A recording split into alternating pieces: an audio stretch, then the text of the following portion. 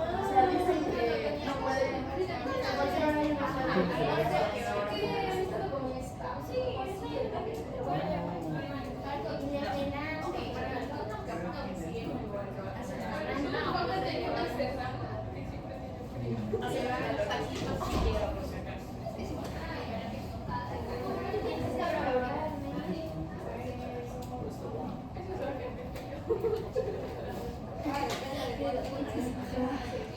Y aparte de eso,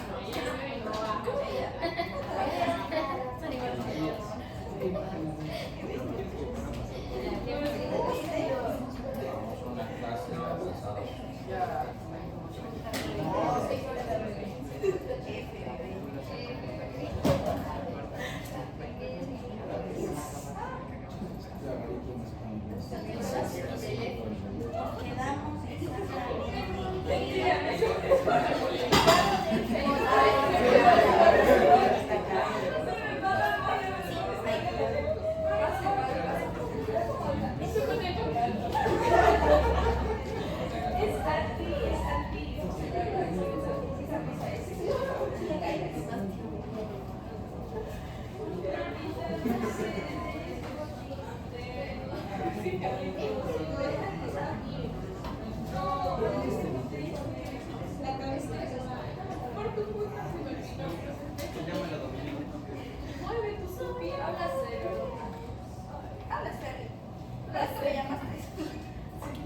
Miren este cuadro fisiopatológico de lo que sucede y esto también sucede para los humanos, así que lo pueden tomar en cuenta.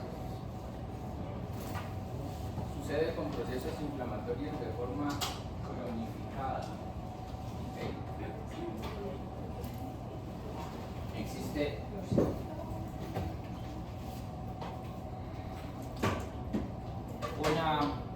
un envejecimiento celular que es fisiológico, pero si uno lo exacerba, esto sucede en la parte renal, pero en el resto de las células del organismo sucede exactamente lo mismo. ¿Ok? Este cuadro fisiopatológico. El estrés oxidativo es aquel estrés generado por la producción de radicales libres. Y este proceso de radicales libres es generado por procesos inflamatorios crónicos. Entonces, por ejemplo, comidas que generen procesos inflamatorios o que sean de difícil digestión. Por ejemplo, lo que son, digamos en humanos, las harinas ultraprocesadas, los carbohidratos de alto índice glicémico. Todo eso son procesos que son de difícil digestión y generan un estrés oxidativo. En la parte renal, más siempre le da duro a la computadora. En la parte renal, el estrés oxidativo viene porque todos esos desechos inflamatorios, ¿qué pasó una vez? está en una reunión para el sexo. En los riñones todos esos procesos inflamatorios van a tener inmunocomplejos y van a generar un estrés oxidativo directamente en la nefrona. ¿Okay? Daño directo del DNA, por ejemplo, utilizar o estar expuestos a procesos de daño de DNA como algunos fármacos, radiaciones, ¿okay? Todas esas cosas pueden dañar el DNA de las células y generar daño en la mitocondria igual. La mitocondria son las células que dan energía a los organelos que dan energía directa a las células, ¿cierto? Entre más mitocondria se crea, mejor funciona esa célula porque más disponibilidad energética tiene. ¿Okay? Si daño el DNA de una célula, inmediatamente no voy a producir mitocondria. Y si esa célula o esa nefrona tiene un estrés oxidativo y además es viejita, entonces todo eso crea que hay una disminución en las mitocondrias. Y lo que produce es esto, se llaman células senescentes. En el riñón y en todo el organismo. Las células senescentes son células se llaman células fantasma, ¿ok? Y son células creadas que no sirven para absolutamente nada. Ocupan un espacio, pero no tienen ningún tipo de función. Entonces lo que hacen es desplazar al tejido normal. Eso se llama una célula senescente. ¿Y pero eso es patológico o no? Por todas estas cosas van a generar que las células senescentes se creen y se repliquen. ¿Ok? Y generan un desplazamiento de tejido normal y van generando que las otras células que estén al lado tengan este mismo proceso. ¿Ok? Entonces, la vida fitness en general busca disminuir la producción en todo el organismo de las células senescentes. Estas células hacen que el envejecimiento sea acelerado. Entonces, la longevidad radica en disminuir las células senescentes. Entonces, lo mismo sucede en el riñón. Si el riñón está empezando a tener este tipo de células, una función y un tratamiento es disminuir este proceso. ¿Okay? Entonces, todas las maniobras, todos los tratamientos que se generen para disminuir la parte renal es disminuir todos estos. Entonces, ¿cómo lo hace uno? Pues disminuyendo el estrés oxidativo, el daño del DNA, aumentando las mitocondrias en las células, etc. Si este proceso sigue e incrementa las células senescentes, vamos a tener apoptosis celular, poca proliferación celular, ¿cierto? Y factores de crecimiento inflamatorios que llevan a un daño renal crónico y que los riñones comiencen a perder función a medida que la edad va avanzando. ¿Ok? Por eso es que la mayoría de enfermos renales que no son congénitas vienen con la edad. ¿Ok? ¿Cómo disminuye eso? Ya vamos a ir viendo cómo tratando de disminuir todo este proceso. ¿Okay? Y este es un diagrama del sistema renina-angiotensina-aldosterona que nos lleva a que el proceso renal se perpetúe en el tiempo. ¿Okay? Entonces, si comienza a dañarse la nefrona y el aparato yuxtaglomerular no sensa, ¿okay? Necesitamos producir angiotensina para generar vasodilatación, ¿ok? Y todo este proceso es una cascada. La angiotensina y la renina, la angiotensina 2, la enzima convertidora de angiotensina 1 la convierte en 2, y la angiotensina 2 es la que genera un proceso más terrible. Aumenta el estrés oxidativo, aumenta la proteinuria, aumenta la presión glomerular, ¿cierto? Produce factores de necrosis tumoral, citoquinas. Todo esto lleva, uno, a que haya un daño tubular y del glomérulo, a que hayan células inflamatorias directamente en el tejido y se produce la glomeruloesclerosis o procesos inflamatorios tubulointersticiales, llevando a la enfermedad crónica progresiva.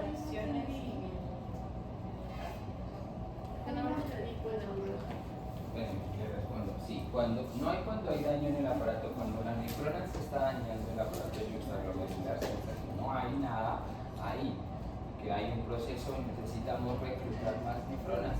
¿Qué hace? Vasodilata, ¿cómo lo hace?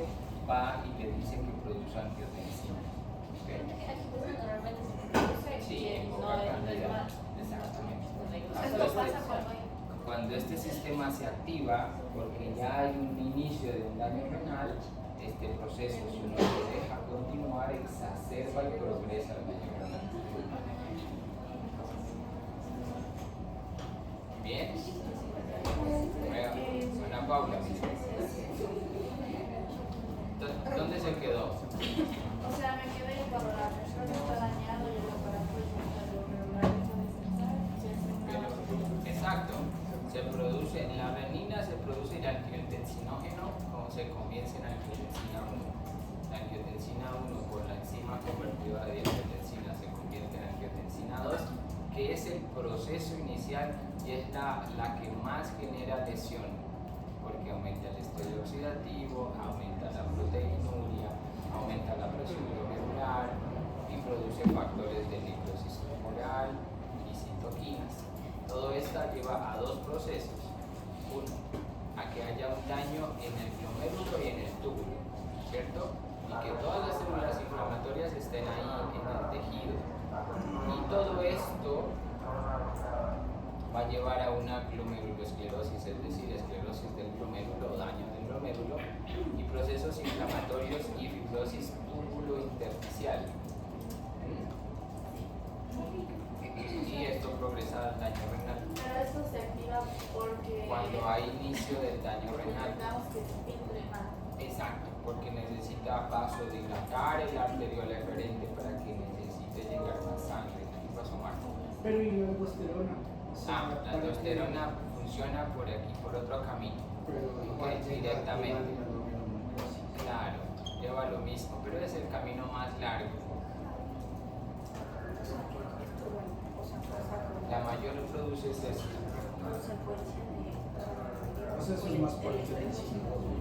Sí, o sea, todo esto es generado por la angiotensina y la angiotensina comienza por esto, ¿ok?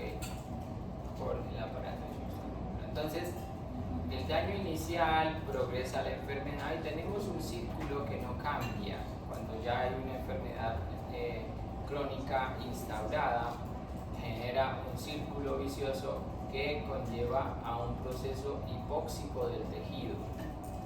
Entonces, si continúa el daño renal, tenemos más injuria del glomérulo, alteraciones hemodinámicas con vasoconstricción del arteriol eferente, daño postglomerular del endotelio. ¿Qué más tiene? Todo esto llega, mire, daños tubulares, se perpetúa el daño y genera hipoxia al tener una vasoconstricción, y al dañarse el tejido tengo una hipoxia directamente renal. Perdemos los capilares peritubulares, genera más hipoxia y continúa más daño. Entonces, cuando se instaura el daño renal crónico, es un círculo vicioso que no termina nunca. ¿Okay? La vasoconstricción ocurre porque el daño renal hizo que como que no esté filtrando, entonces quiere vasoconstruir como para mandar más. Para aumentar la presión intraglomerular. Exactamente, para que se filtre de mejor forma, pero el proceso de generar una vasoconstricción del arteriol deferente, pues es el primer video que lo que genera es el glomérulo de necrosis. ¿Okay? Entonces aquí se pueden dar cuenta que la insuficiencia renal crónica no tiene cura. ¿Okay? No hay cura. Porque es un proceso que se perpetúa en el tiempo, se vuelve cíclico. La única forma de cambiar esto es cambiar el riñón. Exacto. Un trasplante es la única forma de cambiar este proceso. Y todas las maniobras de tratamiento van a disminuir o enlentecer este proceso. Todas las maniobras de tratamiento van a disminuir o enlentecer este proceso, pero nunca lo van a acabar. La diálisis es parte del tratamiento, ¿ok? Para disminuir o hacer un riñón extracorpóreo en el cual haga la filtración de todos esos desechos y genere que la sangre ingrese nuevamente limpia, ¿ok? Pero son procesos de diálisis que se tienen que hacer continuamente, ¿ok? Mientras se busca un riñón para cambiar, ¿ok? Eso en personas, pero en perros no existe eso. La diálisis sí, pero la diálisis te alarga un poco el tiempo para que esperes un riñón. ¿Cómo? En diálisis en perros, porque no hay trasplante de perros. Exactamente. Y desde que se diagnostica insuficiencia renal, o ya cuando después de la diabetes.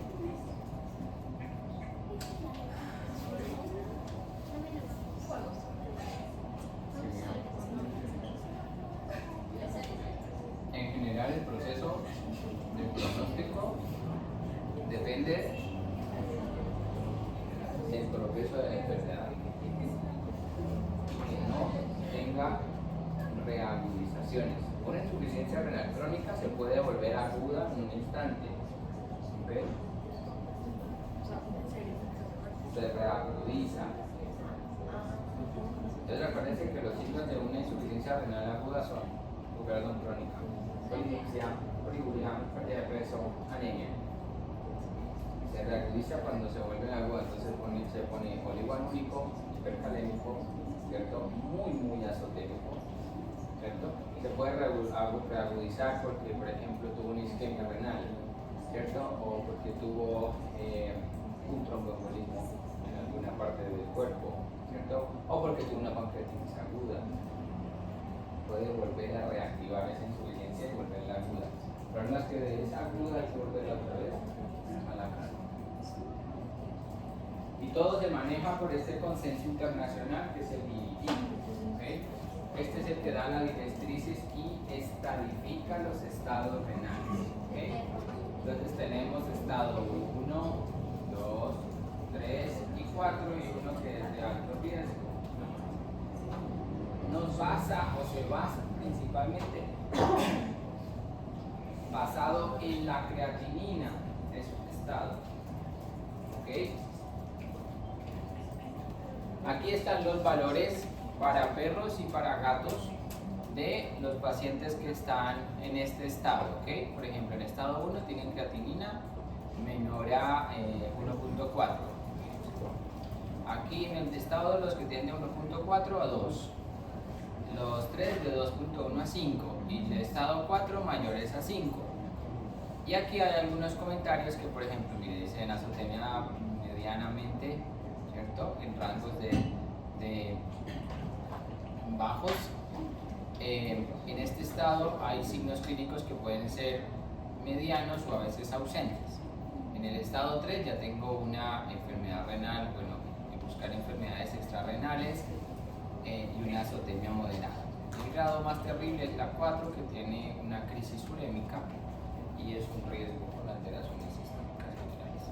¿Okay? También conlleva este nuevo que se llama Symmetric dimetilargina, que es SDMA. ¿Okay? Este es un metabolito renal puro que nos mide la injuria renal a temprana tiempo. ¿Okay? Para que encontremos la creatinina elevada en sangre, debe tener más del 75% del riñón perdida la función. ¿Okay? En cambio, el SDMA podemos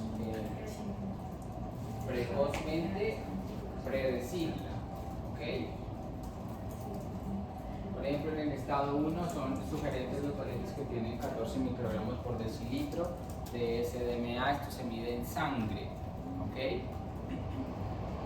Los que tienen un estado 2 tienen un SDMA mayor a 25, ¿cierto? El estado 3 mayor a 45 y el estado 4 ya es.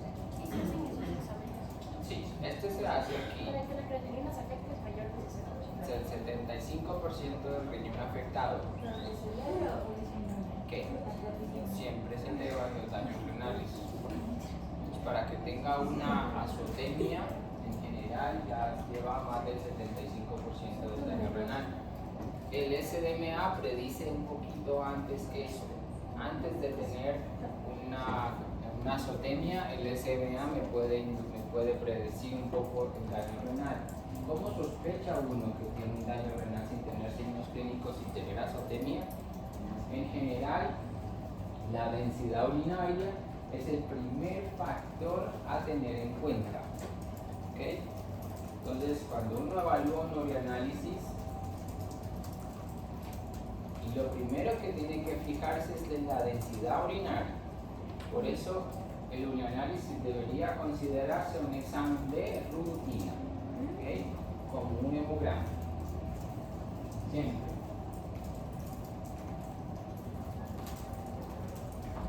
¿Okay? Entonces, por ejemplo, ¿cuánto es la densidad normal en un perro?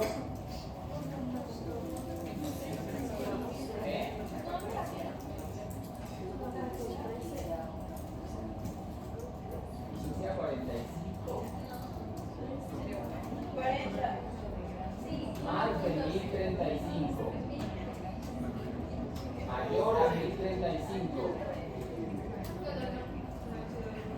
La densidad normal. Entonces, cuando comienza uno a ver densidad urinaria, ¿qué se están midiendo? La densidad. ¿Quién es más blanca que quién? Sí, la ya correa. Hijo de puerca. No, sí, o sea, como que si este es blanco. Uno apaga la luz, usted alumbra.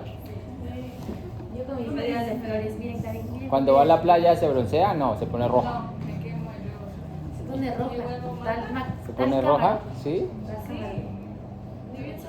Y le pican los mosquitos. Y le pican los mosquitos. No, Gaby. Ah. En Galápagos, la Gaby parecía varicela. ¿Así? Salí un segundo del mar y me picaron 30. Nos vimos a chapotear. Muy bien. ¿Ok? Otra cosa que dice el iris es que debemos evaluar la proteinuria. Pero esta proteinuria tiene que tener mucho cuidado porque no es la tira de orina, sino de la proteína. ¿Ok? Esa tira es muy subjetiva esa tira de orina para medir proteína. Igual en perros existe. Esta se debe hacer lo que se denomina la relación proteína-creatinina en orina. Le llaman así, UPC. ¿Ok? Esta mide la cantidad de pérdida de albúmina por el riñón. Los pacientes que tienen menor a 0,2 son normales, no proteinúricos. De 0,2 a 0,5 está ahí en el borderline de la proteinúrica. Pacientes mayores a 0,5 enfermos y mayores a 0,4 son proteinúricos instaurados. ¿Okay? ¿Cuándo uno ve esto? Cuando está en estado 3 o 4. ¿Okay? Entonces, el estado de alto riesgo 1 y 2 debemos prevenir la proteinuria porque daña más el riñón. La albúmina, al atravesar esos forámenes o esos poros que vieron en el primer video, daña la nefrona. Abro las manos.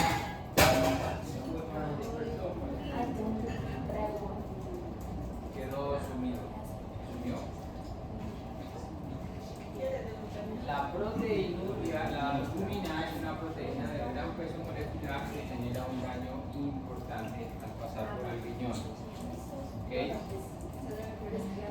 Entonces, ¿qué debemos hacer? Disminuir la hipertensión glomerular, ¿ok? Y disminuir la presión de filtración. ¿Cómo lo hacemos? Con antihipertensivos. Entonces ahí entran los IECAS. Acuérdense que los IECAS, si nos devolvemos acá, los IECAS ¿dónde van a actuar? Aquí. Y si ven todo lo que bloquea, entonces es un buen medicamento para utilizarlo en algunos pacientes donde tenemos un alto riesgo de tener una proteinuria. ¿Okay? También tenemos las presiones arteriales, es muy importante a los pacientes que sospechen o tengan enfermedades renales controlarle la presión arterial. No deben estar hipertensos. Al estar hipertensos van a generar un aumento o una hipertensión glomerular importante. ¿Okay?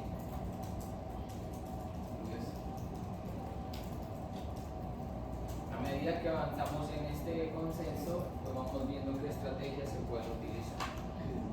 ¿Okay? Ahí están, por ejemplo, los normotensivos por debajo de 150.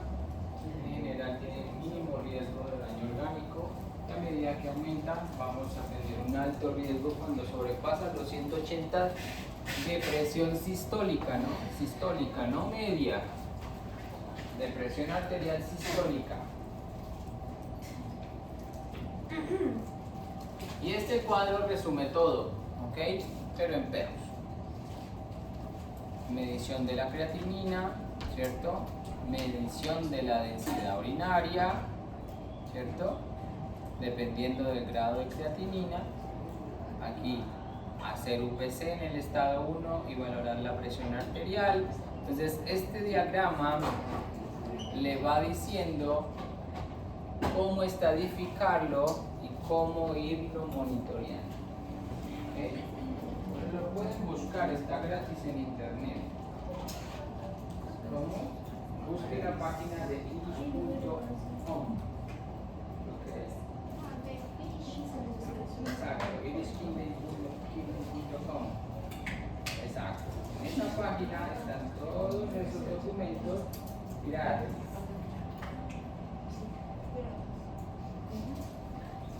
Y es lo que actualmente se basa en estos pacientes. Por ejemplo, ya cuando tenemos creatininas muy altas, vamos a medir la densidad urinaria, vamos a la azotemia y vamos a estadificarla. Siempre cuando estadificamos medimos proteinuria y presión y instauramos tratamiento. Y este es para gatos. No, no siempre.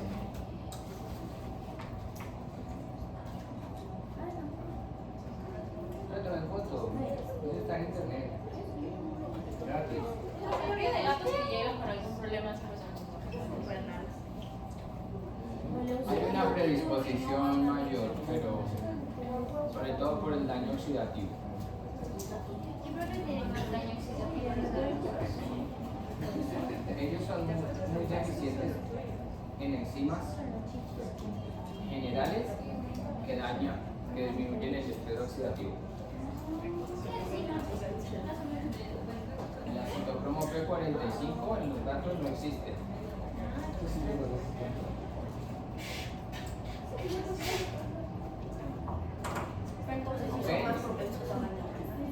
¿Ok? Sí. Pero tratamiento. ¿Cómo empezamos a tratar los pacientes con insuficiencia renal crónica?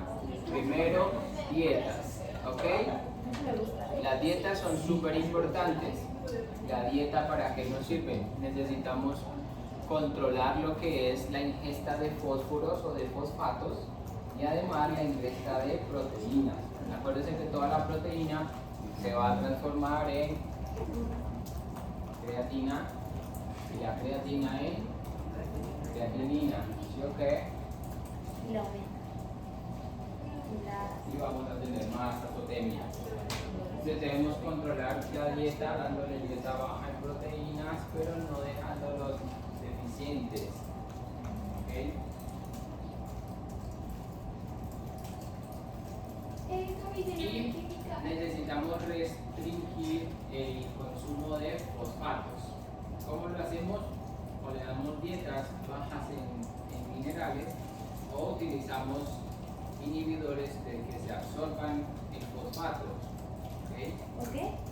Inhibidores. Que se absorba el fosfato en la comida.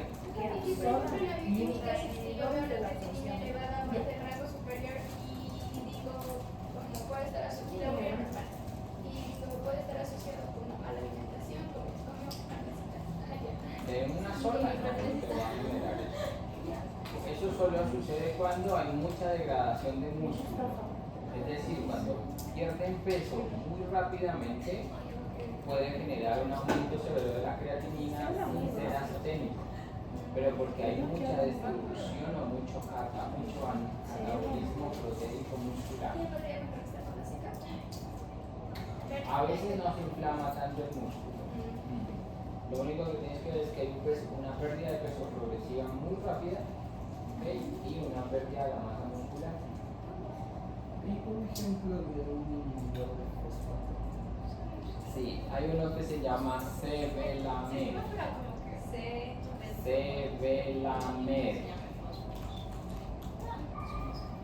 Él se da junto con el alimento y este medicamento atrapa todo el fosfato que hay en la alimentación y evita que se absorba.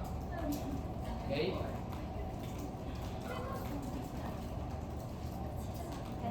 Ahora, la hipocalemia es la causa más frecuente en los gatos con enfermedad renal crónica. Cerca del 30% de los gatos tienen este riesgo de tener hipocalemia en estados 2 y 3. ¿Cómo se corrige la hipocalemia o cómo se evita? Necesitamos que coman, ¿ok? Que coman. Que coman comida. ¿Ok? O sea, No, el periodo de ayuno. ¿Y si Exacto. no se demasiada carne me gusta? No. Vas a desaprovechar.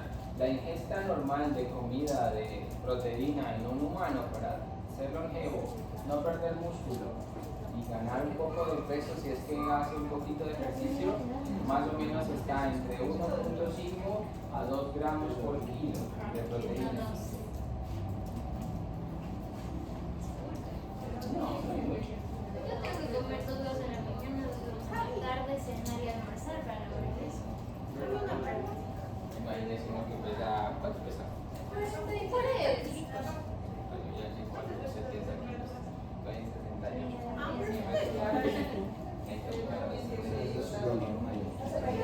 Yo debería llegar a las 9.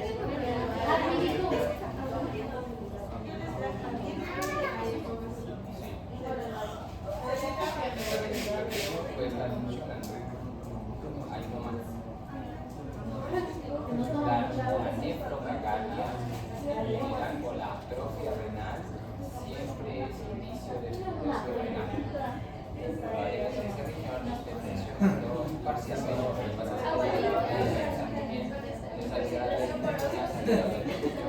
para que no se sobreesfuerce. Cuando comienza el sobreesfuerzo, ahí está, dándole una buena dieta con inhibidores del fósforo, que coma bien y restringiéndole un poco el sodio, ¿okay? Sobre todo por la hipertensión. Los pacientes que son hipertensos hay que disminuir el sodio. Acuérdense que el sodio genera una vasoconstricción importante y genera más presión. ¿Okay?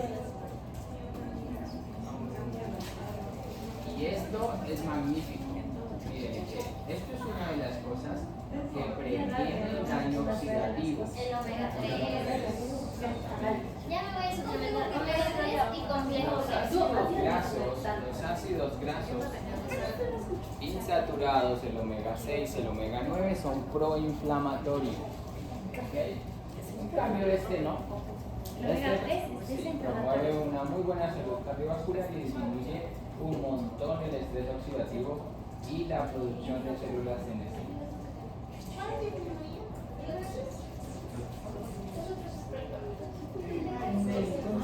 lo de calidad puede ser lo de Aquí está la dosis para, sí, pero esto es para perros con daño renal. Perros y gatos con daño renal de 10 a 200 miligramos por kilo. Una vez al día. Y siempre todos estos pacientes deben estar muy bien hidratados, muy bien hidratados. Lastimosamente al perro y al gato no le puede decir que tomen agua, ¿ok? Si no toma agua, hay que buscar la forma de que tome agua. O le hace una sopa, ¿no es cierto? O si un gato le pone una fuente, o le deja la llave abierta. Sí, el problema es que tienen un balance, no para perros ni para gatos, y le puede generar una hipermagnesemia y le puede generar un aumento en el zinc, que genera debilidad y temblores musculares con fasciculaciones. Entonces no es muy bueno en las sales de hidratación oral humana para los perros. o sea, tipo extra, no. Sí, las sales de hidratación oral como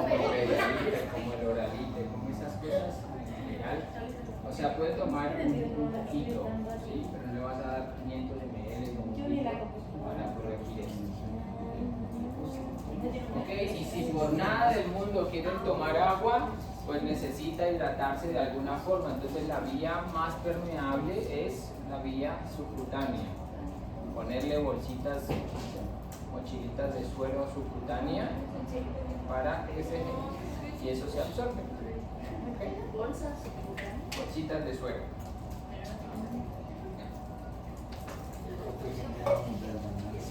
En los pacientes que estaban en estados un poco más avanzados, 3 o 4, que comienzan con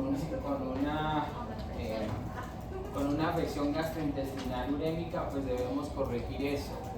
Podemos utilizar el maropitán, el sucralfato, el ondansetron y el omeprazol, ¿okay? Para disminuir lo que es la gastritis urémica. ¿En qué? Aquí está el inhibidor de la absorción de fósforo, miren, se llama sevelamer, ¿ok? Y ahí está la dosis.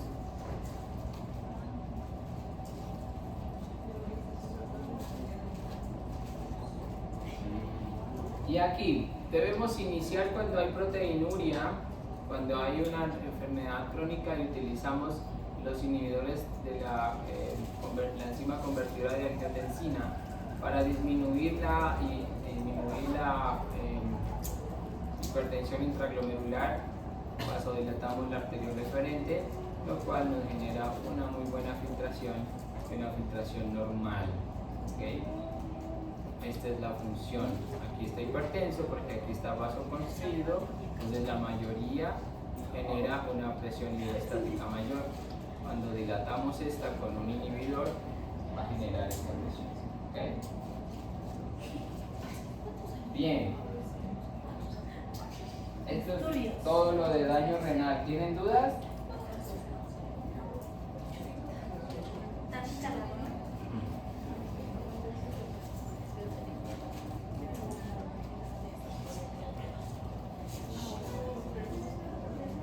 Ahora veamos un poco para terminar lo de nefro. Veamos el tratamiento del talmo.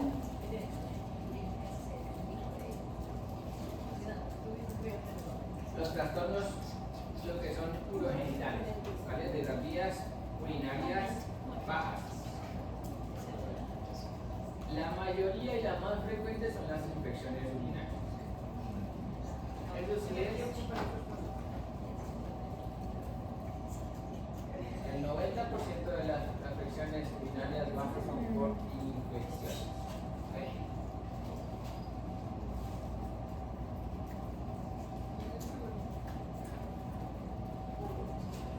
Factores predisponentes, por ejemplo, enfermedades que interfieren en la integridad estructural, como que pruritos, ¿cierto? Traumas, neoplasias, pólipos.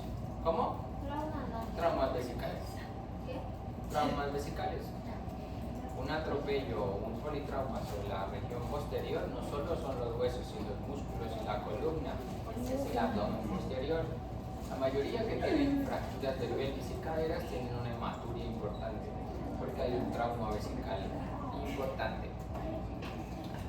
Otro factor predisponente, enfermedades que causan retención urinaria, por ejemplo, enfermedades neurológicas de la médula espinal, ¿cierto? Hernias discales, neoplasias, etc.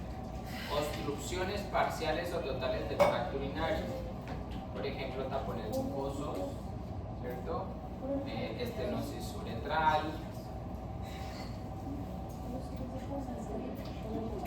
Y alteraciones sobre la próstata, en general son neoplasias, quistes, hiperplasias prostáticas benignas. ¿Okay?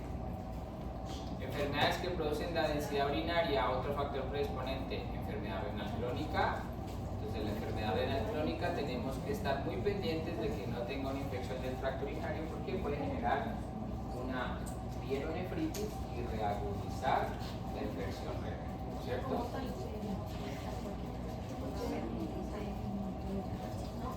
El hiperadrenocorticismo, diabetes y el hipertiroidismo felino son factores que disminuyen la densidad urinaria. ¿Y por qué la diabetes es muy? ¿Por qué? Porque nos da mucha sed. Exacto, ¿qué hace la glucosa? atrae ámina, es muy osmótico.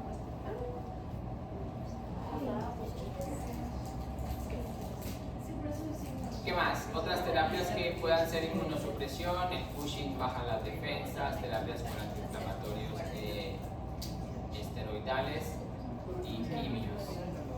Y los otros factores que predisponen a infecciones del tracto urinario son los defectos anatómicos, buracos persistentes, divertículos vesicales, ureterectópicos, ¿cierto? Anomalías anatómicas de la vulva. En general, los pacientes que son esterilizados o hembras antes del primer celo generan un proceso de infantilismo genital. Eso quiere decir que los labios vulvares son muy chiquititos y se invierten, ¿ok? Entonces, esos pliegues generan poca aireación y generan procesos de infección. Entonces, las patitas que son esterilizadas antes de su primer celo o no tan cerca del primer celo, porque lo ideal, claro, uno dice ya, esteriliza antes del primer celo para que no tenga tumores mamarios. Está bien, sí, disminuye el 95% de los tumores mamarios. Claro, pero si la deja pasar el celo, esa disminución disminuye el 60% de probabilidades, entonces sí hay una diferencia importante. Pero ¿qué pasa? Lo ideal es esterilizarlas lo más cerca al primer celo. ¿Okay? ¿Cuánto es el desarrollo de una? 7 meses en general. 7 meses en general. Entonces uno en el 6 mes y medio programa la cirugía. ¿Y si es una gatilla retrasada? ¿Cómo? Es una gatita retrasada. ¿Ok? ¿Qué más? Eso. Los pacientes que han sido operados de uretrostomías o penectomías son predisponentes a generar infecciones. ¿Ok? Quitar el pene. Algunas veces porque es un traumatismo,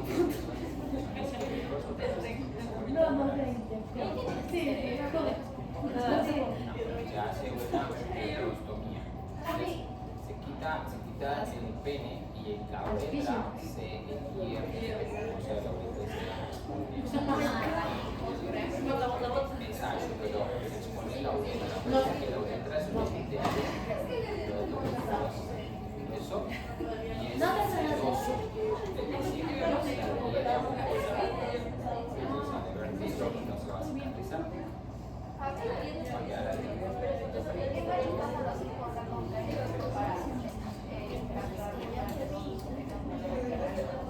Los ortopedistas no urinarios, porque en general el infantilismo genital masculino no predispone tanto al proceso de infecciones urinarias, ¿okay? Porque, claro, el prepucio no es que se hace más chiquitito, siempre va a cubrir el pene completamente. El problema es que han salido unos estudios de que los machos esterilizados a temprana edad generan disminución en la tensión de todos los ligamentos y es más factible que estos pacientes tengan luxación de patela y ruptura de ligamentos cruzados. Cuando tenga la madurez sexual. ¿Cuándo es maduro la hembra? Exactamente, 7 meses. ¿Cómo lo ves? Porque tienes un descenso testicular completo y un desarrollo del testículo con el epidídimo. No, sí, utilizando sepsis, el testículo y corto mediano acuérdense que los testículos se miden por temperatura. Ese testículo predomina a una temperatura mucho mayor, las células funcionan mal, daño al ADN y son más precoces. 5 meses, 6 meses. Ok, ahora, mire, tenemos urocultivos En general, siempre háganlo por cistocentesis, ¿ok? No lo hagan por micción espontánea porque ahí se contamina con todo lo que hay.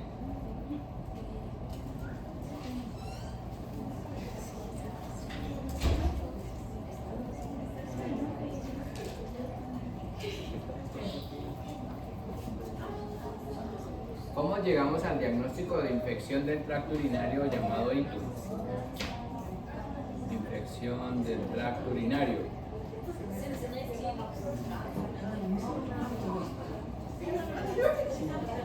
¿Cómo dice? Ah, no sabía por qué hablaba así. A ver, ¿cómo se lee esto?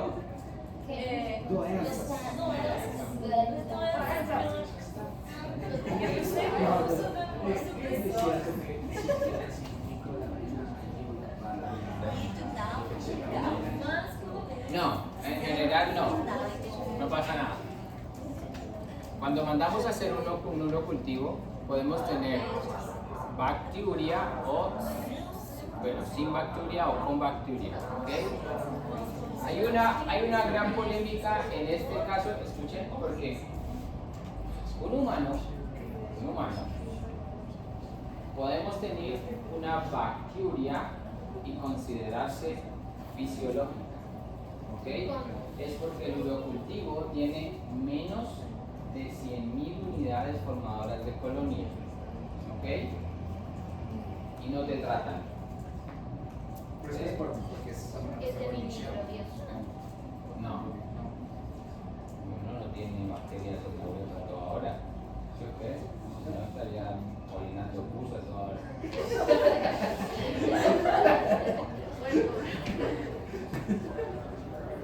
No, Marco, así no. Entonces, Las bacterias están en la vejiga. Se pueden considerar dentro normales. Entonces, en los perros uno dice, ya, tiene menos de 100.000 unidades formadoras de colonia y no tiene signos clínicos. ¿Se trata o no se trata? sí. Hay una gente que dice que sí, que toda bacteria tiene que tratarse y hay otra que no, que dice que no. Que si en los humanos sucede esto, en los perros también podemos dejarlo así. Entonces ahí es un criterio de ustedes que deben formarse hacia qué tendencia se va. ¿Y usted qué cree? Yo creo que si tiene bacteria y no tiene signos clínicos, son un monitoreo.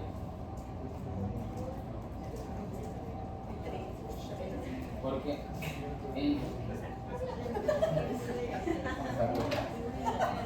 digo tu amiga.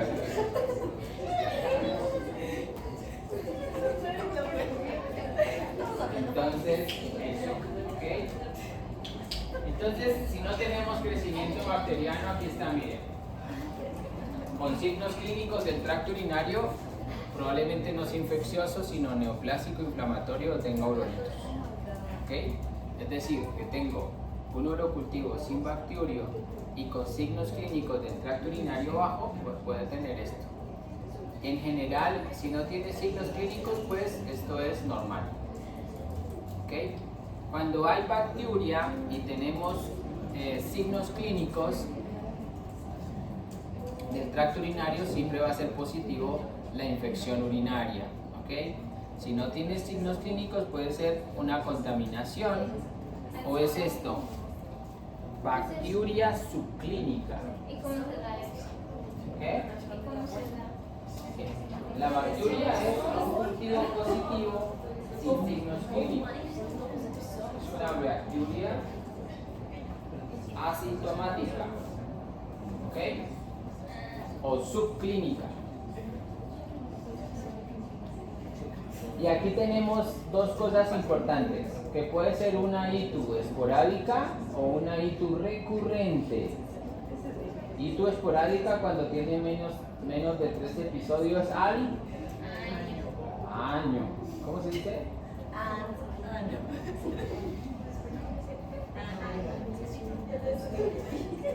Al portugués, ¿cómo se lee esto? Ano.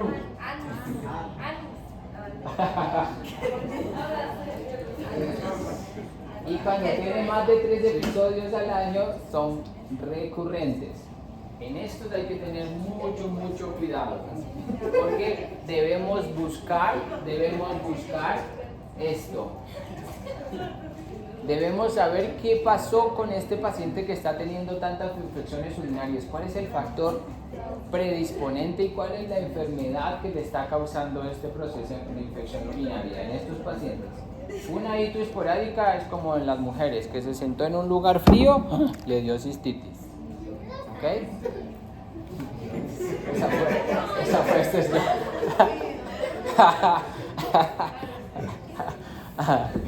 Sí, que se comió un helado muy frío, le dio cistitis.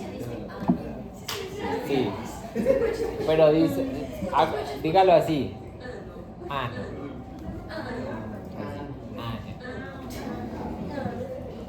Ok, bueno. Este consenso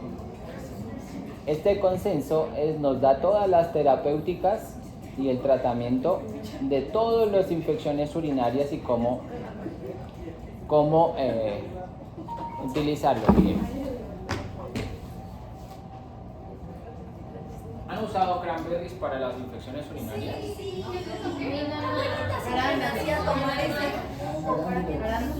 ¿Para qué o qué me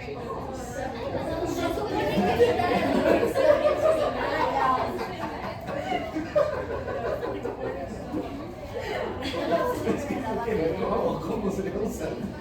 ¿Pero?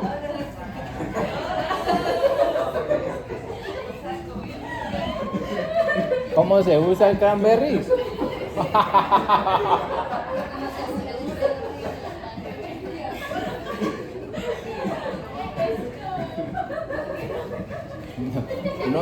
No es nada que vibre ni se mueva.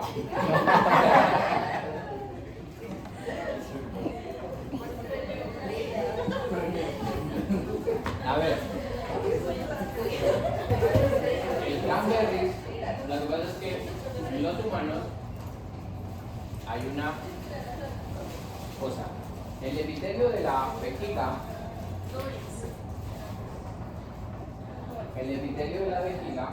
es un epitelio especial que tiene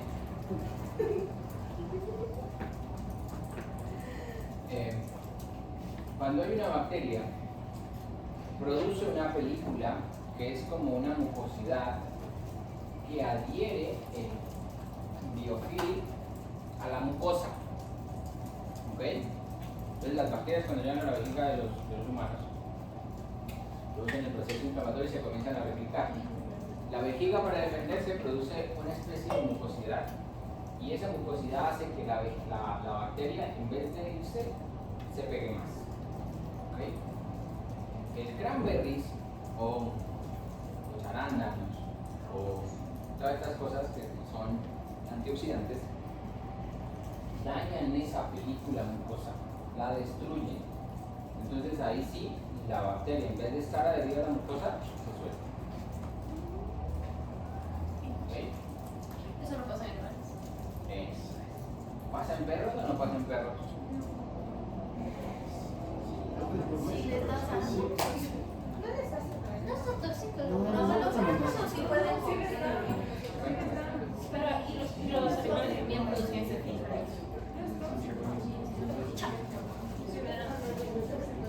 ¿Para qué le da la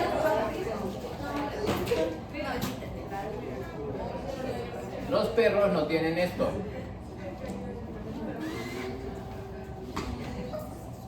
Así que darle cranberries y jugo de arándanos al perrito no sirve para la infección urinaria.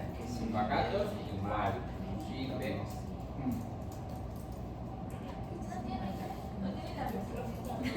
No tienen esa capacidad de la mucosa de producir ese moco como unión de bacterias con la esta. Lo que normalmente protege las vías urinarias de la proliferación bacteriana es la micción normal, ¿ok? Es decir, una posición normal, ¿cierto? las vías urogenitales en normal arquitectura.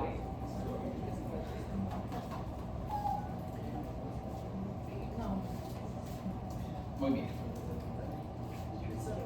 ¿Qué más? Ahora, los urolitos. Ya vimos infecciones urinarias y los urolitos. Ahora, ¿cómo se trata una infección urinaria? Bueno, aquí dice todo, pero en general hay que darle un antibiótico basado en el urocultivo. Por favor, que tenga una sensibilidad importante. Mientras tenemos el urocultivo, podemos darle uno de amplio espectro, pero cuando llegue el cultivo lo vamos a cambiar. Si por suerte le dimos el que es sensible, pues le vamos a mantener. Si no, pues no. ¿Cuándo le retiramos? Pregunta. ¿Cuándo le retiramos el antibiótico? Sería bueno hacer el proceso urocultivo. ¿Pero cuándo? ¿A los 3 días? 7. ¿A los 4 días? 15 días. 5 días? 2 semanas? 2 semanas. ¿Al mes? 15 días? 2 semanas. Bueno, en general se repite a los 10 días de tratamiento, se repite el urocultivo. ¿Ok? 10 días. Igual por cistocentesis, igual se manda al mismo laboratorio que se mandó el primero. ¿Ok? Yo tengo tratamiento de amplio espectro, como te digo, se demora 3 días llegar al número y eso cambia en 3 días y apenas llegue el cambio, así nomás, eso tengo que terminar. No, le cambia. Tengo una pregunta sobre los trámites de los casos y del físico. Los perros no tienen su infectado post la entonces, solo se adhieren los jóvenes. Se adhieren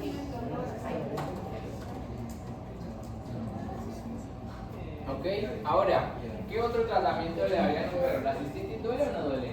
Sí. Entonces, no quería saber tanto. Yo solo pregunté si duele o no duele a Geronarte. ¿Qué cosa? La situación es cada uno la siente. Pero claro, las cistitis duelen un montón, entonces tenemos que darles analgésicos, ¿cierto? Y la mucosa está inflamada, por lo cual debemos darle antiinflamatorios. ¿Ok? Entonces siempre va un antiinflamatorio. De preferencia no esteroidal. ¿Ok? Acuérdense que si le damos un esteroidal, le damos inmunosuprimiento. ¿Cómo cuál? ¿Cómo cuál? A ver, ¿cómo cuál? Flumix, sí. Perros y gatos. Meloxicam, carprofeno, ketoprofeno, pirocoxib. ¿Ok?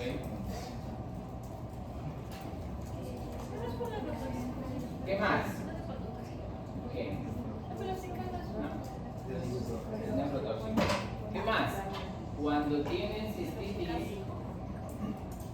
tienen muchas ganas de hacer pipí, ¿cierto? Cada ratito. Entonces, ¿eso qué hacen? ¿Cómo hacen? ¿Por qué la vida, Marco? Ella está en los comentarios, ¿verdad? ¿Qué hacen? ¿Qué hace el esfínter cada rato ahí? ¿Cierto? Y aprieta. ¿Por qué? Porque está irritado el esfínter uretral interno, ¿cierto? Entonces eso es doloroso y genera un espasmo uretral. Entonces necesitamos darle un antiespasmódico de la musculatura lisa para que no tenga ese espasmo. ¿Okay? La buscapina puede ser una opción. ¿Okay? La dipirona no es tan antiespasmódico en esas cosas. Funciona más para la musculatura del intestino. Pero si no tiene más, igual le pueden dar dipirona. ¿Y cuál se grita?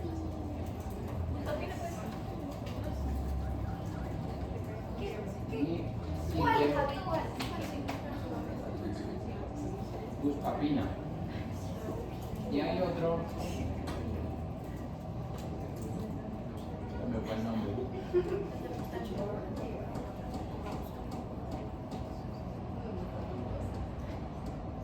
¿Cómo se llama? ¿Cómo se llama el antiespasmódico específico para las vías urinarias? Gladuril. Exacto, sí,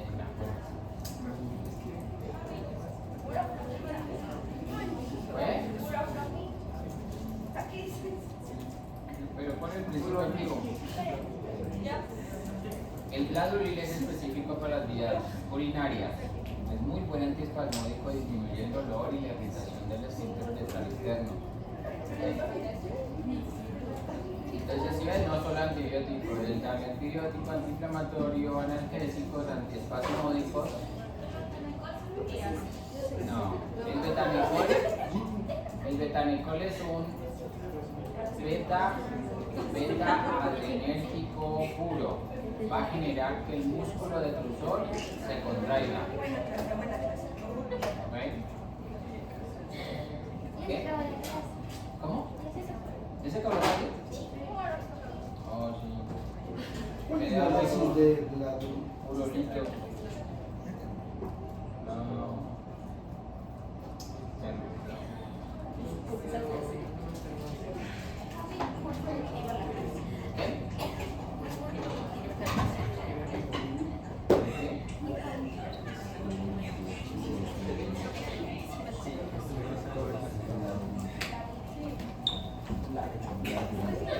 Te amo, Fatsi Dipsi.